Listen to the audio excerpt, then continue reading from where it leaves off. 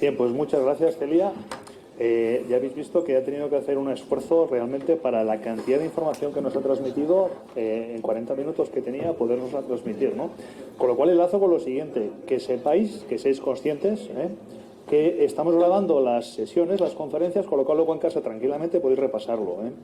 He visto asistentes que estéis tomando apuntes de cosas interesantes. De acuerdo, eso es el old school, ¿no? O legacy que se dice. Correcto, está muy bien, pero tenemos la grabación para que luego podáis revisar y aprender o consultar lo que queráis. Y enlazo con lo siguiente, no solamente revisar grabaciones, sino que os recuerdo que tenemos un canal, un hashtag en Twitter abierto, ¿vale? El hashtag C artificial con la C y la mayúscula, para que podáis formular preguntas que después de esta siguiente ponencia los ponentes contestarán, ¿vale? Independientemente de ese cauce, también vamos a permitir la mano alzada de toda la vida para que podáis formular vuestras preguntas, ¿vale? Luego daré paso a un compañero, Abel, que está ahí haciendo el trabajo de fondo para poder entregar o presentar esas preguntas al final. Bien, seguimos avanzando. Vale, para la ingeniería, que es el tema de fondo, la mente es un sistema complejo de procesamiento de información, ¿vale? Está compuesto de módulos o subsistemas que interactúan entre sí realizando funciones cognitivas. Volvemos otra vez al tema de funciones cognitivas. Vale, una arquitectura cognitiva es un modelo teórico que describe cómo funciona la mente humana. Y con este modelo se desarrollan modelos computacionales de la mente humana, ¿vale? Y eso fundamenta la inteligencia artificial, que es el tema de fondo que también estamos tratando, ¿vale? Y esa inteligencia artificial, en definitiva, puede llegar a emular el comportamiento de la mente humana.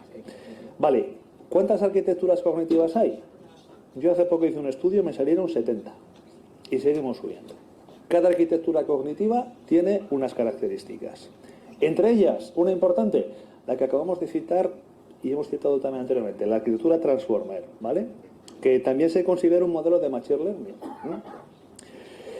Una arquitectura Transformer, como ya nos han comentado, básicamente es una red neuronal que tiene una característica que la diferencia de otras arquitecturas cognitivas, que es que da especial atención a la atención, precisamente, ¿vale?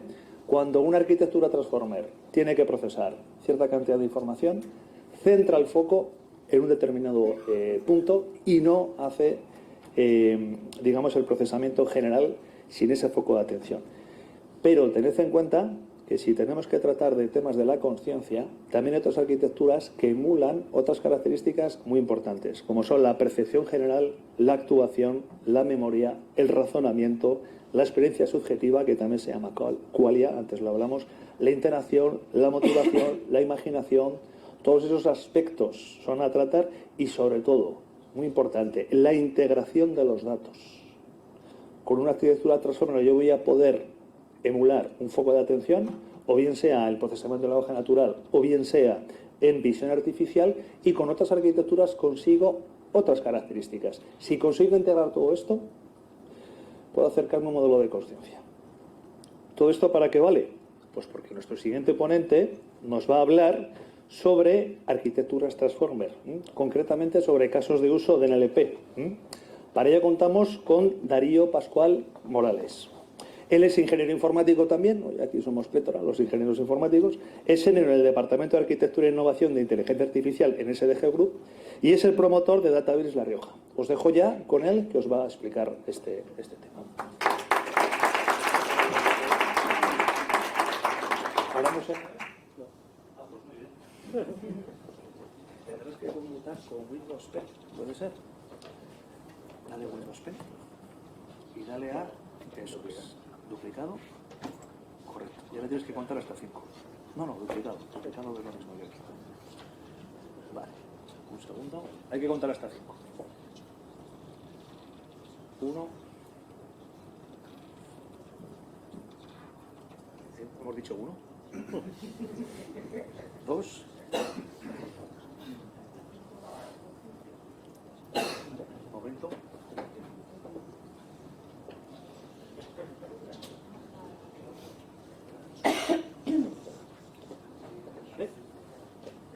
¿Sí? ¿No? Aquí ha pasado algo así. Ahora sí. 5. ¿Hay cacharrito para pasar esto? No, Vale, no está. Podríamos sintonizarlo, pero... Y ya está. Vale. Pues nada. Os voy a contar, como ya han introducido un poco, pero bueno, voy a contar un caso de uso de todo lo que llevamos viendo a lo largo del día, pues cómo aplicar pues esta, llamémosle, conciencia artificial, es decir, un algoritmo que es capaz de entender texto, pues aplicarlo a un caso de uso, en este caso de buscar, de detectar fraude en contratos públicos, ¿no? Pues es que, ¿cómo contarlo? Vale. Este algoritmo se podría haber resuelto con técnicas más tradicionales. De hecho, la solución final es una técnica tradicional, pero que se ha visto ampliada, mejorada por estas técnicas más modernas, ¿no? Por el NLP.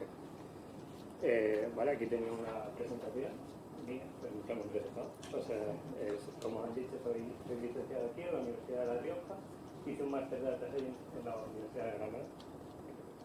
Nada, ¿no?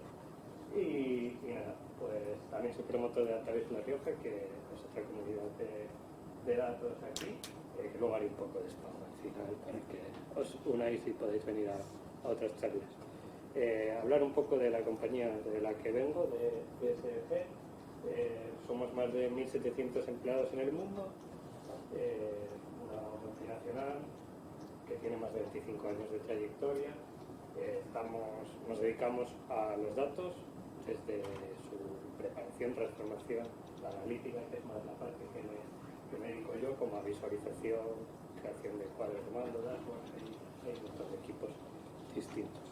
Y por hacer un poco de zoom, como he dicho, es una multinacional, los países que están en azul son donde tenemos sedes. En concreto tenemos una sede aquí en La Rioja, donde somos más de 60 personas.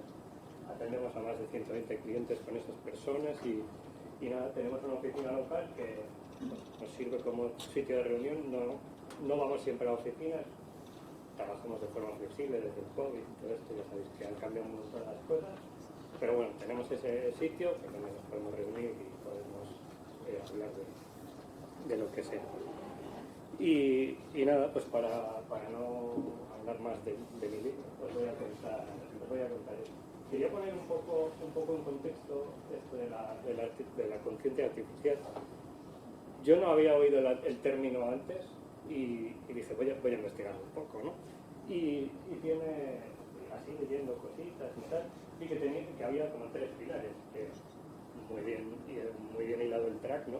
Pues eran la neurociencia, la filosofía, que eres filósofo, ¿no? O de formación, aunque vale, y la parte tecnológica, que es donde voy a hacer un poco más que es mi parte, la que yo controlo, las otras no me voy a meter mucho, pero bueno, que es la parte de cómo implementar estas cosas, ¿no? La parte de la neurociencia se encarga de buscar similitudes de estos sistemas con el cerebro.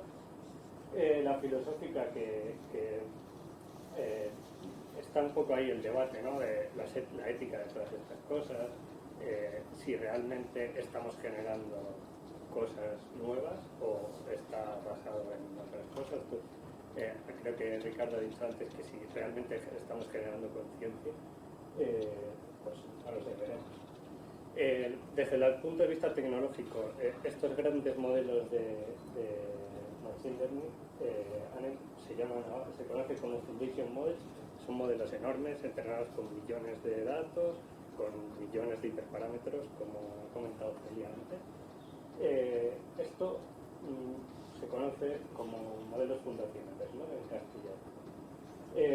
¿Qué son los modelos fundacionales? Vale, pues vuelvo a sacar a ChatGPT, que está muy de moda últimamente, y digo, pues le voy a preguntar qué son los modelos fundacionales, ¿no? Se le pregunta en inglés, podría ser pregunta en español.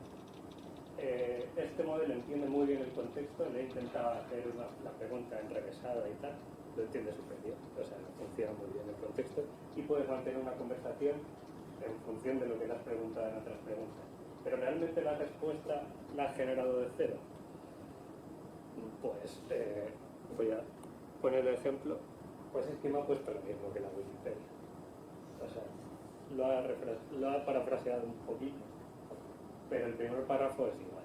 Claro, esto se ha entrenado, pues, entre otras fuentes, como Wikipedia, todo el conocimiento que hay en Internet, pues me ha dicho lo mismo. Sí que me lo ha dicho. Yo no he buscado Foundation Model, sino que le he hecho una pregunta en lenguaje natural, como se daría a una persona que tenga un centro, ¿no? Pues vale, esto es un poco el contexto y ahora voy a contaros el problema que hemos resuelto con distintas técnicas, pero entre ellas pues, el procesamiento del lenguaje natural. Imagino que estáis familiarizados con el concepto del contrato público, ¿no? Pues la administración quiere hacer algo y saca a concurso un contrato. Vale, pues estos contratos, si son grandes, pues tiene que haber mínimo 3 empresas que se presenten a resolverlo, a resolver lo que sea que quiera hacer la administración y bueno, tiene otra serie de restricciones que requieren más burocracia. Bueno, si tienen menos de una cantidad, depende de qué administración sea, si es nacional, si es regional, depende un poco. Sí, por ejemplo, si pongamos menos de 15.000 euros, no sé, por decir un número, pues estos contratos se pueden adjudicar de forma directa. ¿Qué pasa cuando adjudicas algo de forma directa? Pues que está un poco ahí en el limbo del fraude porque se lo adjudico a mi primo. Esto pasa aquí en España, pasa en todos los países. Pues bueno, un poco lo que se quería, el problema que se quería resolver era pues que hubiera menos fraude en la administración pública. Para ello había una serie de retos, bueno, que era obtener, claro, en los contratos hay mucho texto, de hecho el contrato puede ser larguísimo, lo que se quiere hacer, el pliego de condiciones, ¿no? Puede ser larguísimo y pues, queríamos entender este texto, pero sin que una persona lo tenga que leer y demás. De ese texto extraer cosas, información que nos pueda servir, nos pueda ser útil y luego pues, detectar qué contratos han podido ser partidos porque el problema principal es que puedo tener un contrato grande, que son más de, pongamos, 15.000 euros, lo parto en trozos y lo reparto al resto. Pues eso es un poco lo que se quería identificar, que eso es lo que hemos identificado con un algoritmo más tradicional que se ha visto reforzado con esto del NLP. Y luego, el último reto fue proporcionar una herramienta visual para que la gente que usa esto pues pueda ver de una forma más amigable cómo funciona esto. Vale, ese es el contexto. Ahora, Feli ha dicho que no iba a enseñar igualines, yo alguna puesto. Me voy a meter un poco en el barro, que a veces se está bien en el barro. Os voy a contar un poco el diseño de la solución, que todo empieza con un conjunto de datos, ¿no? Que ahora entraremos en detalle en ellos, que luego hemos partido en tres tipologías de datos. Una se procesa con esto de modelos de lenguaje, porque es texto natural, y los otros se procesan de otra forma, más tradicional, porque son campos numéricos o campos categóricos. Luego todo esto lo agrupamos y aplicamos un algoritmo de clustering que luego veremos lo que es. Para ello hemos usado principalmente dos técnicas, NLP, procesamiento de lenguaje natural language processing, y clustering aglomerativo, que también luego entraremos en detalle de lo que es como tecnologías, que sé que algunos de aquí tenéis un contexto más tecnológico quizás. Python es el lenguaje prácticamente principal en esto del mundo del Machine Learning. Hugging Face, que es un repositorio de modelos de Machine Learning, que ha venido a revolucionar un poco esta industria, porque ha liberalizado un montón de conocimiento y un montón de algoritmos preentrenados ya que yo puedo ajustar para resolver mi problema. Y luego Power BI, que es la parte visual, que os he comentado que también era bastante necesaria para los usuarios. Y nada, este es el diseño así general de la solución y vamos a ir un poco paso a paso viendo los distintos pasos de la solución. Empezamos por los datos. Muchas veces nos imaginamos como datos una tabla, ¿no? Una tabla, todo bien estructurado. Pues la realidad no es así. los datos suelen estar desordenados, la gente no tiene conciencia de que con unos datos bien organizados pues puedes hacer muchas cosas, y en este caso pues simplemente teníamos miles de documentos pues, guardados en sus carpetas y directorios y demás, pero totalmente desestructurados y sin realmente pues, información que pudiera aportar. Entonces hubo una primera tarea inicial que es un poco más fea y menos chula, que mira, esto me genera texto, pero hay que ordenar eso y hay que tener esa información bien estructurada. Aún así, después de estructurarla, ya teníamos generadas 220 variables, una tabla de 220 columnas. Eso puede estar bien, pero aún así eran muchas columnas que habíamos sacado, no aportaban nada de información. Entonces, después de hacer ciertas pruebas, de ver qué variables sí que realmente tenían importancia, cuáles no, acabamos con un dataset de 13 variables únicamente. Solo una numérica, que era la cuantía del contrato. De todos esos contratos, pues habíamos extraído, pues normalmente pone la cuantía solo en un punto o en una tabla dentro de un documento o donde fuera, pues la cuantía, eso lo tenemos en una tabla. Variables categóricas como qué tipo de contrato es, a qué administración pertenece, si es nacional, regional, un ayuntamiento, ese tipo de identificadores, y campos textuales, que ahora haremos zoom en ellos, que son casi los que más nos interesan en esto de la conciencia artificial, ¿no? Pues que eran el título, escrito en lenguaje natural, como escribiría cualquiera, el objetivo del contrato, o sea, una descripción mucho más larga con detalle de qué va la cosa, el nombre de la compañía, persona, quien propone el contrato, y una categoría del tipo, por ejemplo, aquí hay un ejemplo, ¿no?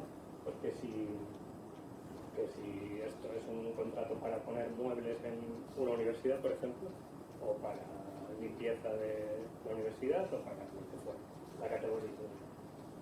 Esto se podría haber metido como variable categórica, de hecho son categorías, pero se trató como texto para poder encontrar, que ahora veremos cómo, similitudes entre cosas como, pues aquí el ejemplo pone, amueblar un edificio, amueblar una oficina, eso tiene relación. O sea, los contratos, pues si solo ponen muebles, un contrato para muebles en una administración puede estar muy relacionado con muebles de oficina, porque muebles administrativos son oficina. Y si lo hubiéramos tratado como variable categórica, no podríamos encontrar esta similitud entre estas categorías. ¿Vale? Pues este es el inicio, los datos siempre son el inicio de todo. Vamos a hacer un poco de foco en los datos textuales. Ya os he contado cuáles eran estas 4 variables, y me voy a detener bueno, se hizo una limpieza de los datos textuales, una limpieza no como se hacía antiguamente que es hace 3 años, esto corre mucho,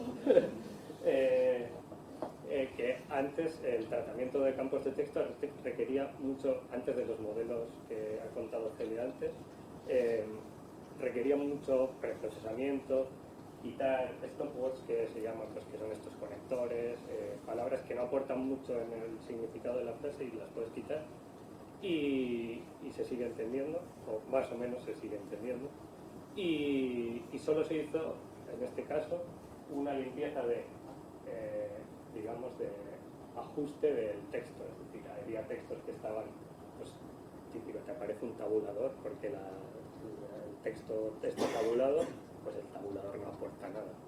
O sea, pues quitar ese tipo de información, que además a la hora de almacenarla pues ocupa, porque eso luego son códigos de caracteres detrás y al final ocupa. Pues simplemente se hizo ese tipo de procesamiento, quitar espacios en blanco, saltos de línea y palabras duplicadas que pues, a veces están incluso mal redactadas, ¿no? Haciendo un poco de zoom en la arquitectura del modelo de lenguaje que usamos, hay 2 puntos que aparecen ahí, ¿no? el primer modelo de lenguaje, que usamos dos, fue uno para reconocer entidades. Al final, a nosotros, esto siempre en el contexto de los contratos públicos, claro, hay un montón de entidades en los textos. A nosotros solo nos interesaban tres. Entonces, ¿qué hicimos?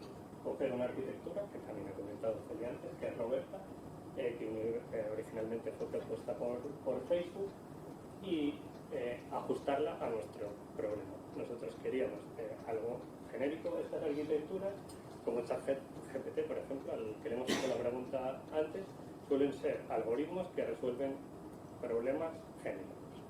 Si yo quiero que resuelvan bien mi problema concreto, pues los tengo que ajustar a mi problema concreto. Pues eso hicimos. ¿Qué le pasaba a Roberta originalmente? Que está en inglés. Y lo que pasa con los contratos públicos españoles, pues que están en español. Y en otros lenguajes, que eso es algo en España, hay lenguas cooficiales. Por eso elegimos Roberta, porque hay implementaciones preentrenadas para español y para otras lenguas cooficiales, pues por ejemplo en catalán se llama Berta, en español se llama Pentin. Como he dicho Celia, pues juegan con la Berta, que es el algoritmo original, y lo han ajustado a cada uno de los idiomas. Y todos se pueden encontrar en ese repositorio de modelos que os he comentado antes, Hugging Face, se pueden encontrar de forma gratuita. Una vez ajustados a nuestro problema, aquí lo he aplicado a una frase de ejemplo que saqué de internet. Pues nos dicen que dentro de una frase, pues que son personas, que son localizaciones. Aquí pone, no sé si se entiende bien, pero aquí pone que el Parque Güell en Barcelona es una localización, que el Barcelona Supercomputing Center es una organización, y en este caso, en esta frase no hay personas, no hay entidades personas. Vale, pues ya tenemos la primera parte de nuestro modelo entrenado, ¿no? Que es la parte que reconoce entidades. Y en este caso solo estas tres entidades, porque el resto de cosas, en este caso concreto, no nos interesa. Vale, entonces con esto, ¿qué hacemos? Porque así a priori, pues vale, que lo he categorizado muy bien, esto tampoco me sirve para mucho. ¿Y cómo abro un poco? ¿Para qué me sirve esto? Para identificar fraude, que es lo que es el objetivo de la cosa, ¿no? Pues hay un segundo paso, que es usar lo que se conoce como embeddings.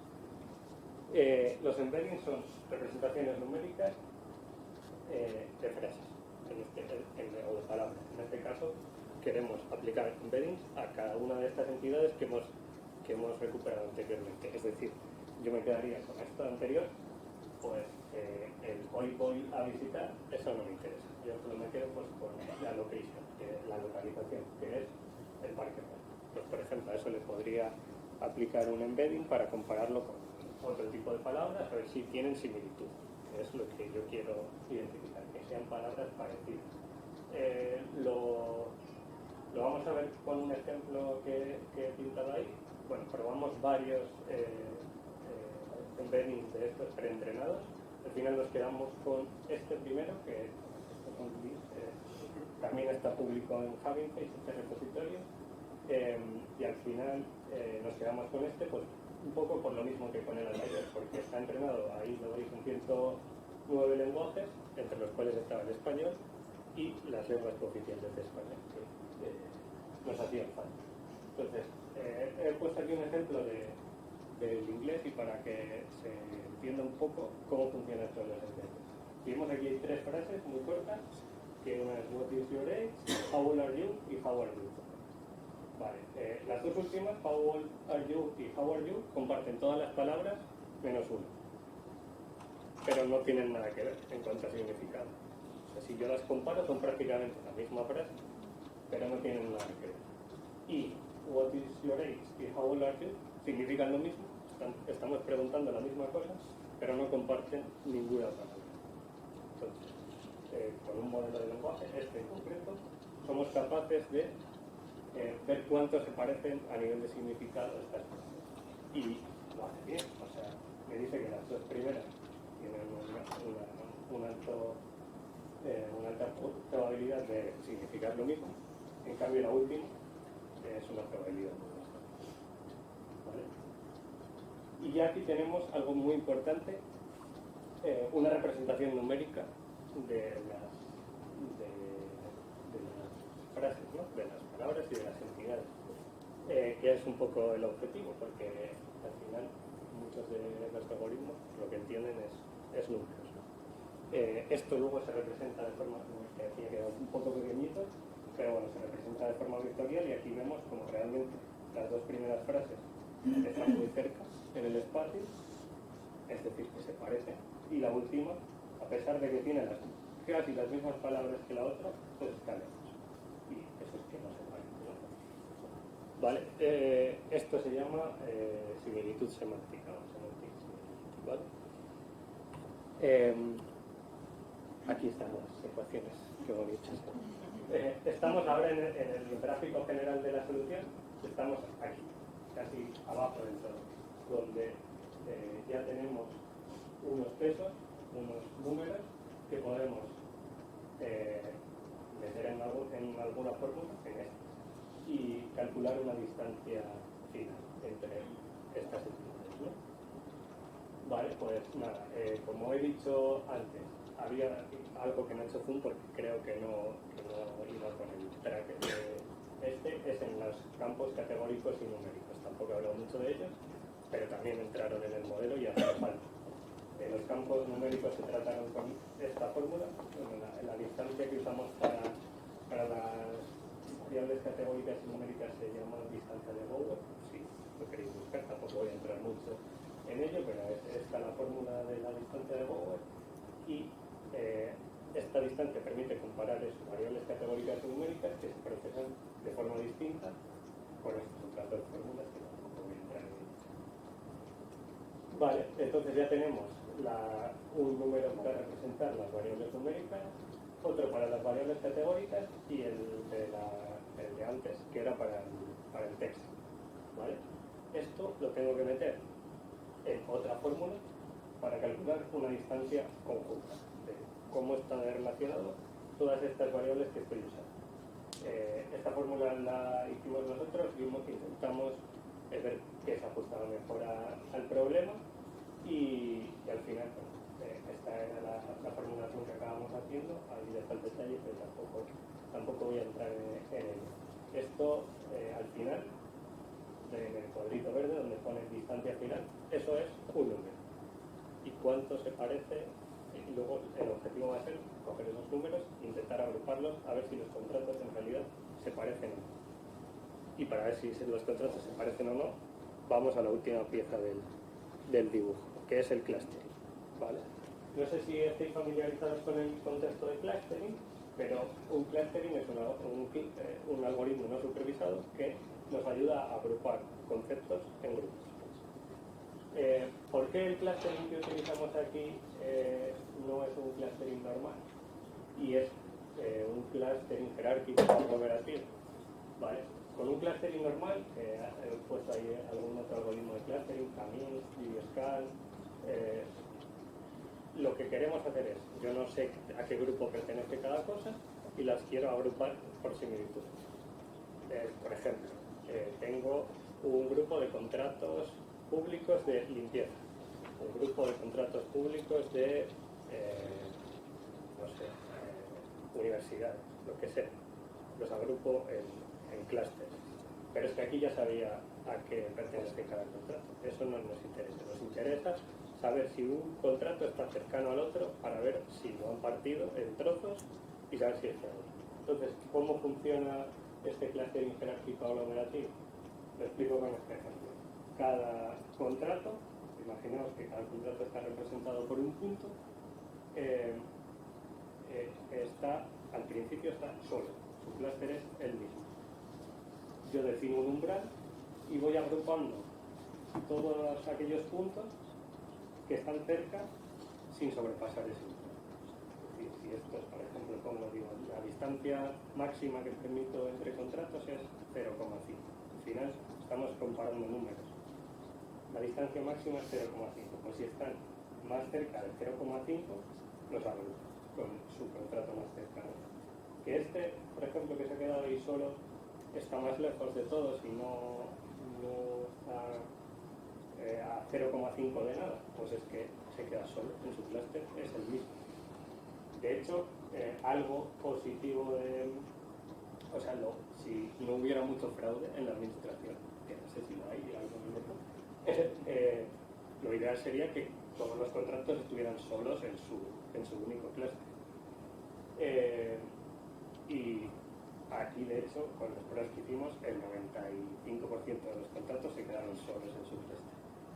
Pero ahora vamos a ver algún ejemplo de qué identificó el algoritmo como cosas sospechosas de fraude. Que, repito estas cosas sospechosas. Luego el algoritmo, luego lo vemos, ayudaba a identificar fraude, pero luego ese fraude lo revisaban personas, no era automático 100%. Es decir, bueno, esto una review de todo lo que hemos contado, que hemos partido de los datos, hemos partido esos datos en distintas tipologías.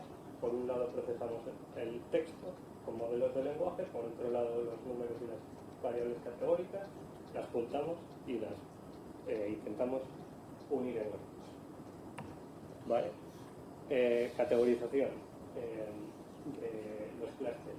Vamos a ver ejemplos anonimizados por temas de protección de datos de qué detecta el algoritmo. Por ejemplo, aquí vemos una misma descripción. Esta es la descripción del contrato. Vemos que todo se ha concedido a la misma compañía y esos son los importes que son aleatorios. Y vemos que la descripción es reparación del vehículo con matrícula, lo que sea. Reparación del vehículo. Esto tiene toda la pinta de que era un contrato de reparación de vehículos oficiales que se ha partido en reparar el vehículo A, el vehículo B, el vehículo C y te lo adjudico a ti a dedo y todo está bien. Otro ejemplo en este caso era limpieza de centros de salud, creo recordar. Pues en vez de tener un contrato de limpieza de centros de salud, además en este tipo de contratos de reparación, limpiezas, la ley suele decir que se tiene que sacar un contrato para un año y te suscribes a un mínimo. Luego si quieres pagar 2 años, 3 años. Pues ¿qué habían hecho aquí? Es decir, limpieza del centro de salud, del barrio, lo que sea. Del barrio, lo que sea. Y separarlo por barrios y eran contratos pequeñitos y lo mismo, adjudicados a dedo. Otro tipo de... Este fraude lo detectaban bastante bien ya de forma con los algoritmos antiguos que utilizaban. Porque, si os fijáis, está concedido a la misma empresa. Es que ya ni se ocultan, o sea, sin preocuparse de que les puedan pillar. ¿En qué aportó mucho el algoritmo? Y las pruebas que hicimos pues ya nos lo dijeron que aportaba un montón. En cosas como esta. Misma descripción del contrato casi, aquí es donde entra en juego la similitud semántica de los textos. Normalmente, para que no cante tanto, hacen pequeñas variaciones del texto, pues como que esto era para hacer un vídeo promocional de la educación y demás. Pues aquí no ponen el año, por ejemplo, no ponen el año para el que es, el otro no. Uno pone que es para una campaña de la obligatoria y la otra de la posterior a la obligatoria, ¿no? Se cambian ligeramente las descripciones y cambia la empresa concesionaria. Un poco más difícil, hay que decir la misma.